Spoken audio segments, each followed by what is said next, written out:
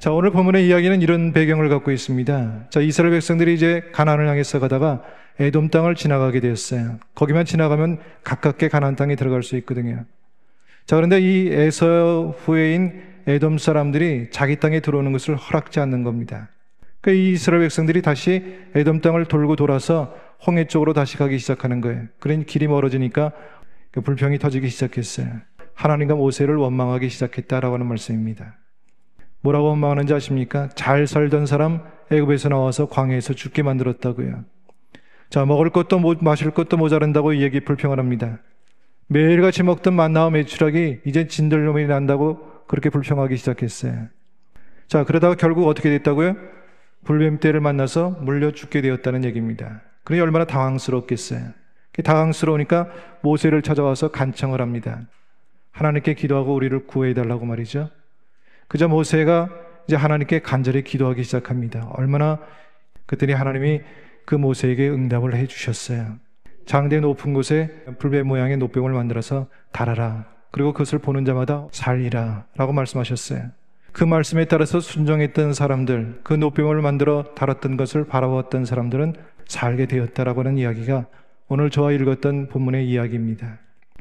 자, 근데 오늘 이 본문의 사건이 우리에게 주는 교훈과 의미가 있어요. 자, 첫 번째입니다. 마음 상함이 문제이다라고 하는 겁니다. 자, 4절 말씀에 보니까 뭐라고 말씀하고 있냐면 길로 말미암아 백성의 마음이 상했다라고 그렇게 말씀하고 있어요. 자, 이스라엘 백성들이 무엇 때문에 마음이 상했다고 말씀하고 있습니까? 길로 인해서라고 그렇게 말씀하고 있어요. 여러분, 우리가 알아야 될 게 하나가 있습니다. 하나님께서는 우리 인생을 창조하시고 만드신 분 아닙니까? 각자를 향한 청사진과 계획이 있다는 것도 꼭 깨달을 수 있기를 바랍니다. 자, 만드신 분이 있고 계획하신 분이 있고 우리를 부르신 분이 있다면 그분이 우리 인생의 삶을 하나님께서 온전히 이끌어 주시지 않겠느냐라고 하는 말씀입니다. 그 길을 가라고 하셨으면 혼자 내버려 두는 것이 아니라 하나님이 함께 하신다라고 하는 겁니다. 낮에는 구름 기둥으로, 밤에는 불 기둥으로 하나님이 함께 동행하시지 않았습니까?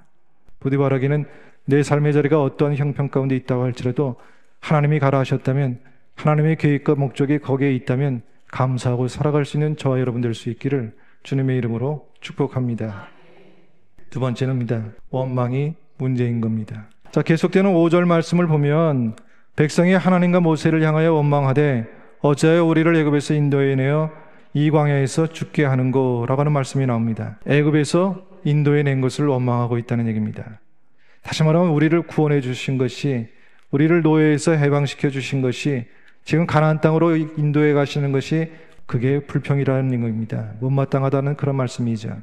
여러분, 사람이 살다 보면 어떻게 원망거리가 없을 수 있겠고요, 불평거리가 없을 수 있겠습니까? 누구나 살다 보면 작든 크든 원망과 불평거리를 만날 수 있다는 얘기입니다. 그런데 그 원망거리를 대하는 모습이 그 사람의 인격이고요, 신앙의 수준이라고 하는 것도 꼭 깨닫고 살아가기를 주님의 이름으로 축복합니다.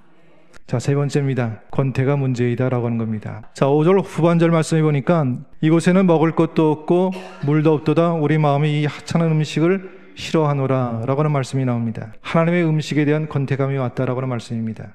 여러분 생각해 보세요. 언제 하늘의 음식을 먹을 수 있겠습니까?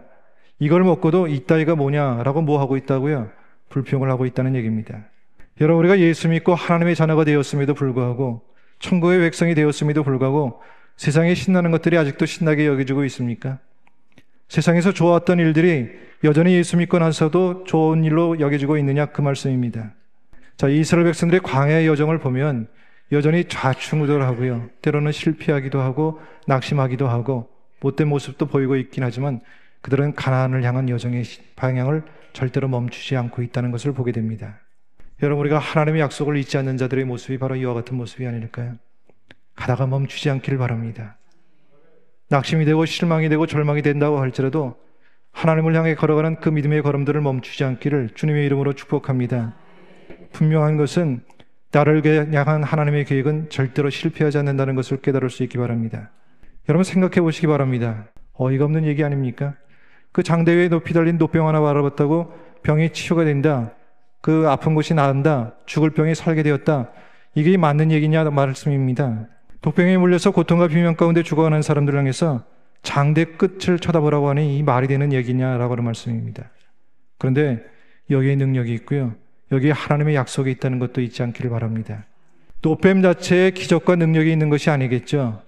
쳐다보면 살리라 하고는 하나님의 약속 속에 기적이 있고 능력이 있다는 것이죠. 한마디로 말해서 장대에 높이 달린 노뱀은 누구를 상징하는 자십니까? 예수 그리스도를 상징하는 겁니다. 그분을 바라보면 구원을 얻는 줄 믿으시기를 주님의 이름으로 축복합니다. 그래서 우리에게 사명이 하나가 있어요.